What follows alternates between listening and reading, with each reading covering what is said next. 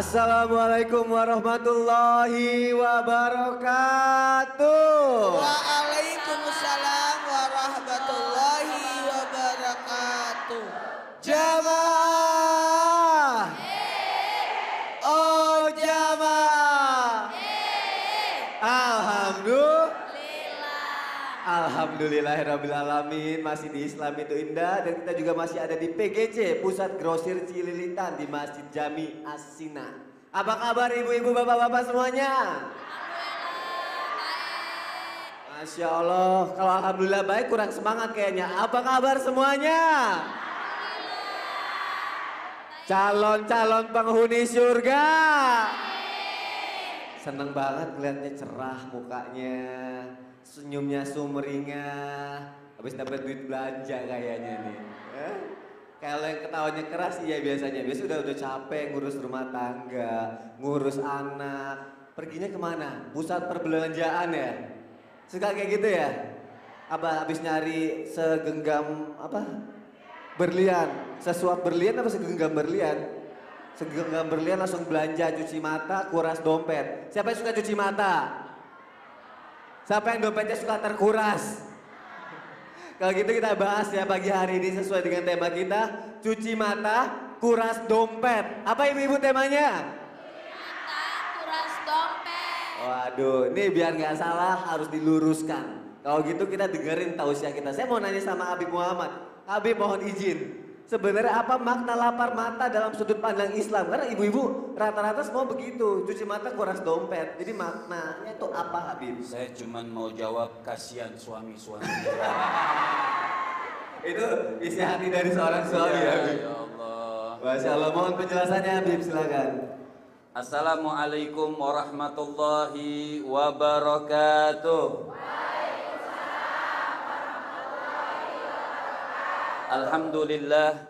Alhamdulillahi rabbil alamin.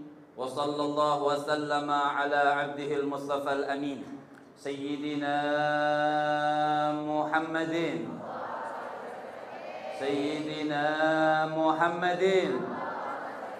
Nurillahil mubin al-hadi ila siratihil mustaqim dil khulqil azim wa nahjil qawim. Allahumma salli wa sallim wa barik alaihi wa ala alihi wa sahbihi wa man sara fi darbih, amma ba'd. Alhamdulillah.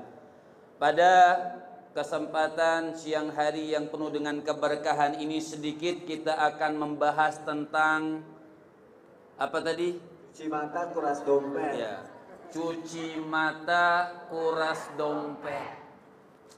Ini masalah umum ini. Ibu-ibu cuma tinggal minta yang cari duit kita. Artinya boleh, mata ini nikmat dari Allah. Ketika kita keluarkan pandangan kita, tapi yang tidak berlebihan, yang tidak melanggar daripada perintah Allah Subhanahu wa Ta'ala, boleh saja. Kita ini manusiawi, tapi memang ada hadis yang mengatakan, kan kita sekarang di masjid. Hadis Nabi mengatakan, ahabbul bilad ilallahi masajiduha wa abghadul bilad ilallahi aswaquha. Kata Nabi, tempat yang paling bagus, paling nikmat itu masjid.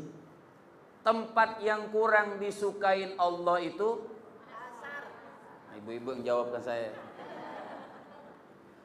Artinya kurang disukai, kenapa? Terkadang pandangan kita tidak sesuai dengan hal-hal yang diridhoi oleh Allah Subhanahu wa Ta'ala. Mata ini kan nikmat, betul. Mata nikmat. Boleh saja kita pakai pandangan kita itu dengan sesuai dengan ajaran agama Allah Subhanahu wa Ta'ala. Pengen beli ini, tapi jangan yang mubadzir. Yang sesuai dengan sesuatu kapasitas kita, jangan sesuatu yang dipaksakan. Jadi dompetnya cukup. Betul? Betul atau tidak? Sebab kalau lihat ini pengen beli, lihat ini pengen beli, lihat ini pengen beli, akhirnya suaminya mati mendadak. Jadi hal-hal yang bagus saja, yang sedang-sedang saja. Maka dikatakan oleh Allah Rasul Sallallahu Alaihi Wasallam itu, kita tidak boleh, kalau dalam Al-Quran juga ada, kita tidak boleh mubadzir. Seperti ada juga di dalam kitab itu dikatakan, man mala'a ainahu fil haram mala Allahu ainahu minan nar. Mata ini nikmat dari Allah. Dikatakan oleh Nabi, siapa yang isi matanya dengan sesuatu yang mubazir, yang haram, yang tidak sesuai dengan ajaran agama Allah, nanti mata ibu diisi sama Allah dari api neraka Allah Subhanahu wa taala. Na'udzubillah min kullu nikmatin la yugarribu minallah fahiyal baliyah. Kalau Abu Hazim mengatakan mata ini nikmat, tangan nikmat, uang nikmat juga dari Allah Subhanahu wa taala. Kalau nikmat ini kita tidak pakai jalan jembatan menuju kepada Allah, kan mata bagus, mata buat mandang Quran, jangan mata buat mandang emas aja di toko. Yang penting emas beneran, jangan Mas Udin. Ya. Artinya Abu Hazim mengatakan kullu nikmatin, setiap nikmat dari Allah, tapi kita tidak jadikan nikmat tersebut ibu menjadi jembatan buat kita dekat kepada Allah. Misalnya kita lihat baju-baju yang bagus, kita katakan oh alhamdulillah mata ini masih bisa memandang, kita katakan alhamdulillah. Jangan oh sudah langsung pengen, langsung pulang bilang suaminya harus beli, tidak sesuai dengan kemampuan. Makanya mata nikmat itu yang diberikan oleh Allah, kita tidak pakai sesuai dengan jalan Allah Subhanahu wa taala. Hati-hati. Apa kata Abu Hazim? Ditakutkan nikmat tersebut diganti menjadi bala oleh Allah Subhanahu wa taala. Jadi mata dipergunakan dengan yang bagus, dan juga jangan sampai jadi mubadzir. Kita mikir timbang-timbang apa yang harus kita beli, apa yang harus kita dapatkan. Boleh sekali-sekali jalan ke mall, mana Sony? Boleh sekali-sekali kita jalan ke mall Sony. Tapi juga jangan sering-sering, nanti takut demam. Aduh, sekali aja boleh Habib ya? Boleh sekali-sekali, jangan tiap Sabtu, tiap Minggu. Kan ibu-ibu sekarang kalau nggak Sabtu sama Minggu nggak diajak jalan ngambek. Tapi yang susah tuh pandangan mata Habib, bener. Iya, tapi memang dipakailah yang bagus-bagus pandangannya. Udah berusaha jaga mata yang bagus, tiba-tiba lihat diskon 80%. Langsung matanya berkilau. Itu memang menggoda. Sama-sama. Siap. Jadi udah siap menjaga pandangan matanya? Kalau lihat 80% diskon gimana? Hah? Udah tahu solusinya kan tapi ya sekarang ya. Kalau gitu kita lanjut lagi tausiah kita ya. Jamaah! Mana senyumnya dulu, lihat dulu semuanya. Ya Allah, Masya Allah, calon-calon penghuni surga. Sekarang saya mau kasih kesempatan dulu nih untuk bintang tamu kita untuk bertanya. Boyen, Oh iya. mohon izin berdiri. Ini Pairus agak... Pairus. Ya Allah. Saya Pairus. Pak Irus. Pairusnya tapi tulisannya Pirus, jadi Pairus. Virus. Iya. Berarti saya nggak boleh deket-deket kamu dong, kamu virus. Assalamualaikum. Waalaikumsalam sayang. Kok sayang ini? Kok jadi sayang sih? Jaga mata, jaga mata. Nggak Iya. boleh ngeliat yang bening-bening. Oh iya benar-benar. Oke, jadi Boyen apa pertanyaan kamu? Jadi gini nih, Assalamualaikum Pak Ustadz, Bapak semua, ibu-ibu semua ya. Biasanya kan kalau perempuan kita kalau ke pasar nih, misalnya tujuannya kan beli bawang. Terus tiba-tiba Beli apa? bawang, Oh, disuruh, bawang. kita di pasar kurang bawang kan, misalnya di dapur kurang bawang, terus ke pasar nih, beli bawang. Terus tiba-tiba mata dari udah niatnya beli bawang nih di rumah. Tapi mata pas di pasar nih ngeliat ada yang bagus, tadi bener kan yang diskon-diskon. Terus tiba-tiba wah, ada kerudungan bagus nih gitu. Motifnya Hello Kitty gitu kan. Ya kan? Ya kan, Bu? Tapi lucu. Akhirnya saya beli tuh. Itu kan kadang-kadang nggak bisa nahan ya. Itu kan sifatnya namanya sifat boros. Nah, saya mau nanya nih, kalau sifat boros itu gimana sih cara naklukinnya biar nggak boros gitu? Nah, kita tanya Pak Ustadz Maulana. Bener. Ustadz Maulana, mohon penjelasannya Ustadz. Assalamualaikum Pak Ustadz. Salam, Masya Allah. Irit napasnya. Nafasnya. Kalau Sony kan mancung, gampang tuh. Kalau kita irit napasnya, Iya. panjang umurnya. Bener, Pak Ustadz sih, bentar. Oh, ini kayaknya wangi-wangi duren ya? Ah, Kenapa? Ya, wangi-wangi duren. Udah keren ya. Saya promosiin. Boyen suka Ustadz. mancing. Kan kita nggak boleh berlama-lama hidup sendiri. Ya kan? Nggak boleh berlama-lama hidup Nggak boleh sendiri kan? lama-lama ya? Iya. maaf Boyen, kuburan istri saya belum kering. Karena di iya. Makassar musim hujan. Iya, kehujanan basah ya. Ustadz mohon jawabannya Ustadz. Bismillahirrahmanirrahim. Jamaah, mau tidak boros? Atur keuangan. Sepertiga buat biaya bulanan, sepertiga buat biaya harian. Dan sepertiga yang ketiga untuk biaya tak terduga dan kalau tidak digunakan bisa jadi tabungan. Nah, setelah diatur seperti itu, karena ada biaya bulanan itu yang harus dikeluarkan di awal bulan untuk diatur cicilan arisan. Kok gitu sih? Pas ngomong arisannya arisan gitu. Arisan. Greget gitu ya? Ibu harus tahu gaji suami berapa. Gajinya pendapatan suami berapa, arisannya banyak. Sudah ada sudut pandang Suaminya yang bayar, kalau dapat dia ngambil. Iya perempuan gitu biasanya. Ceritanya dari sudut pandang suami sama istri. Jadi gitu, atur. Kemudian mohon maaf, lihat apakah itu berguna atau tidak, bermanfaat atau tidak. Anda mampu beli, tapi belum tentu berguna menjadi mubazir. Innamal mubazirin ikhwanu sayatin. Bersaudara sama setan. Ada yang mau bersaudara sama setan? Enggak. Kalau bersaudara sama Sony, alhamdulillah. Alhamdulillah, cakep. Selalu main sinetron yang perang antagonis yang sama Hai Carlota gitu ya? Iya. Kalau Boyen, kalau kita bersama-sama Boyen, insya Allah kita tidak pernah bisa tidur. Kenapa Ustaz? Ketawa terus. Oh iya. Karena dia menghibur. Bisa dibungkus. Emang saya nasi uduk Pak Ustaz? Dibungkus.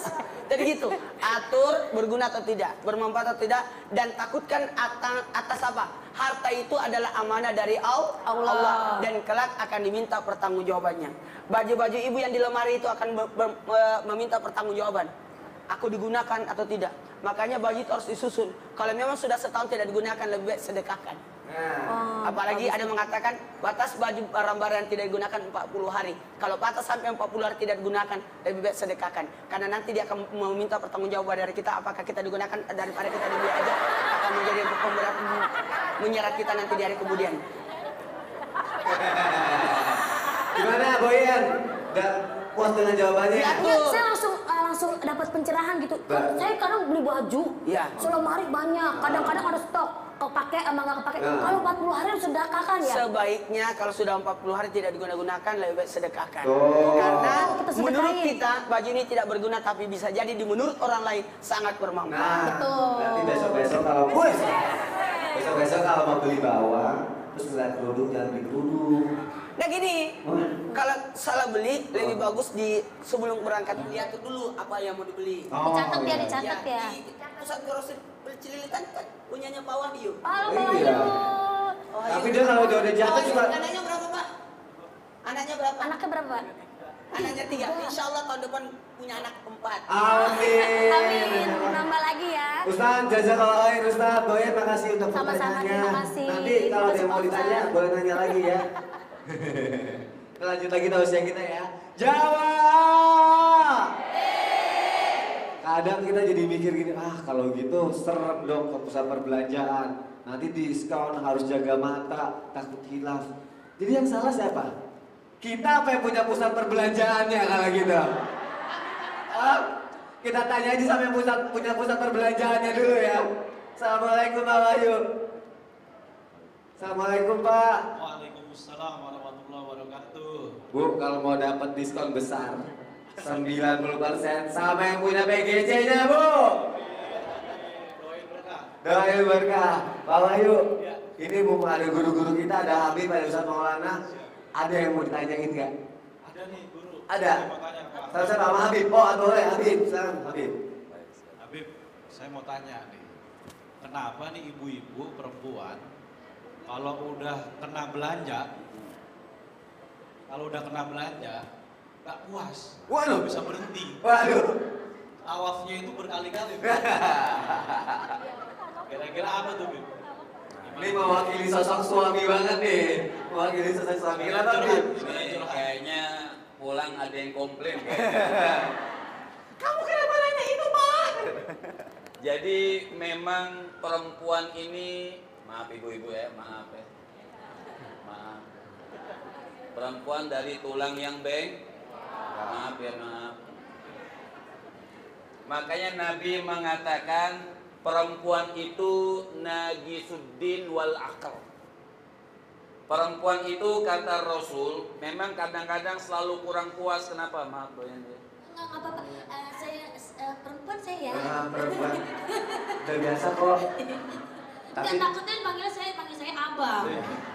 Keker soalnya saya.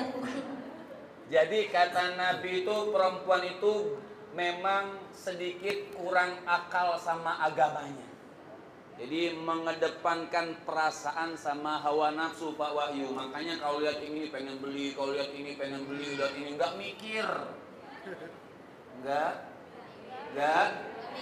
Maka kata Nabi memang perempuan itu nagisuddin wal akal. Jadi sedikit kurang akal dan sedikit kurang agamanya. Jadi mengedepankan hawa nafsu dan perasaan. Jadi tata caranya ya kalau memang seperti itu kan tabiat. Jadi sedikit demi sedikit memang diarahkan dan selalu dikasih tahu. Jangan bosan-bosan kita ngajarin istri sama anak-anak kita. Seperti itu. Kalau saya sama istri saya juga gitu soalnya Habib. Kalau saya ke mall, saya gandeng, saya rangkul. Jangan dilepas pokoknya. Jangan dilepas, kalau dilepas boros ngabisin uang belanja. Bisa rangkul, jadi istri saya senang. Kamu sweet banget sih, saya dalam hati. Gak bisa belanja kan lo. Lebih ke situ. Jadi diarahkan saja memang Diarahin perempuan tuh kayak ya gitu ya. diarahkan supaya dikasih tahu oh ini kurang pas seperti apa Ustadz Maulana nanti bagus. Kalau memang mubadir kasih tahu ini mubadir dan tidak bagus, tidak usah, kita sudah ada di rumah. Kadang-kadang sudah ada beli lagi, sudah ada beli lagi. Kan duit ceramah repot juga. Iya. Masya Allah. Jazakallah khair Habib. Pak Wahyu terima kasih untuk pertanyaannya. Jawab. Tapi kadang suka repot ya kalau kita datang ke pusat perbelanjaan, kita butuhnya ini tapi kadang kita inginnya ini gitu. Itu juga nggak cuma perempuan, kadang laki-laki juga seperti itu. Bener nggak Pak yang di belakang? Suka kayak gitu ya. Nah sebenarnya kita harus cari tahu nih, yang membedakan yang mana kebutuhan, yang mana keinginan, itu harus tahu dulu. Kalau gitu biar nggak salah, kita dengarkan tausiah dari guru kita, Ustadz Maulana. Iya. Silakan, Ustadz. Saya tadi terus terang duduk di sana, greget. Betul tadi kata Habib, kalau perempuan itu tinggi kasih sayangnya. Betul tidak? Betul. Makanya biasanya kalau dia belanja bukan untuk dirinya, tapi untuk keluarganya. Tapi kalau laki-laki belanja untuk hobinya. Kalau perempuan itu mendahulukan apanya? Anaknya. Baru suaminya, terakhir baru dirinya. Kalau saya suami dulu Bang Ustaz. Hah? Saya suami dulu. Kalau saya buat suami dulu, baru begitu. Kenapa anaknya? Karena saya udah rumah tangga 45 tahun itu saya suami saya selalu saya cium tangan sama suami. Kalau mau masih minum. Pertanyaannya siapa yang nanya ibu? Oh iya benar saya nanya. Ibu sih gimana sih? Ibu ini sangat mencintai suaminya. Amin. Wanita itu meninggal suaminya tidak nikah-nikah. Setia karena tidak ada yang lamar. Jamaah. Bedakan antara keinginan dan kebutuhan. Ingat, ada 3 syaratnya. Aku jadi malu. Zainuddin MZ, Roma Irama, Putri Indonesia. Nenek sedikit menjual jamu. Di atas Aagim, tengah-tengah Niji. Di belakang Naruto. Dua-dua di belakang film India. Dua-dua di depan Pak Ustadz. Ulan Jamila, ayat-ayat cinta. Laskar Pelangi, perempuan berkalung sorban. Masih mau? Manohara. Masih mau? Boyen. Istri pejabat. Ridho Roma. Chris John. Mak Lampir. Lihat 3-nya ini. Mau tahu? Mau tahu? Kemampuan, kebutuhan. Kemampuan, bukan kemampuan, mampu beli maksudnya. Mampu beli, mampu menggunakan. Yang ketiga, pemanfaatan. Jadi 3. Kalau dia mampu beli, bisa jadi kemampuan. Tapi ketika dia mampu beli tapi tidak menggunakan, berarti hanya sekedar keinginan. Dan ternyata tidak ada manfaatnya, berarti hanya berdasarkan keinginan. Itu ibu-ibu dulu, brosnya ketahuan. Bros tahun 80-an di sini. 90-an pindah ke sini. 2000 pindah ke sini.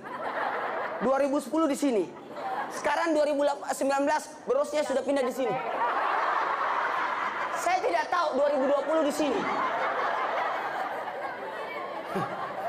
Berarti ibu ini tahun 2000 bersambung dengan tahun 2018.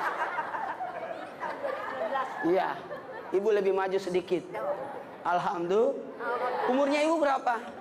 68. Awet muda, kayak 67.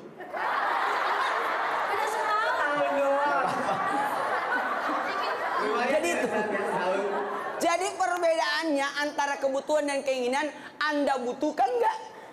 Anda gunakan nggak? Kalau ternyata hanya dibeli tapi tidak berguna, berarti itu hanya keinginan. Tapi kalau dia beli dan dia gunakan dan dia butuhkan, berarti itu adalah kebutuhan. Ibu, ibu, jangan lapar mata ya bu. Tanggal baru, sari laut.